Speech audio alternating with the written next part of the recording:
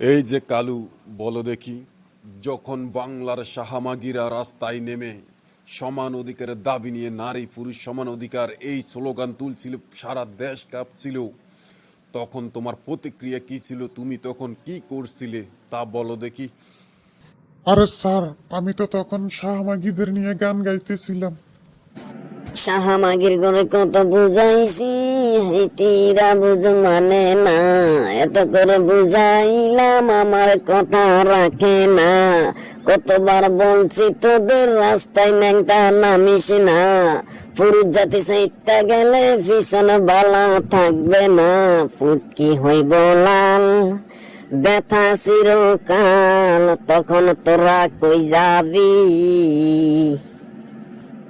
মাগি তোরা বুঝোস না কেন, তোদের কাছে নুনু নাই।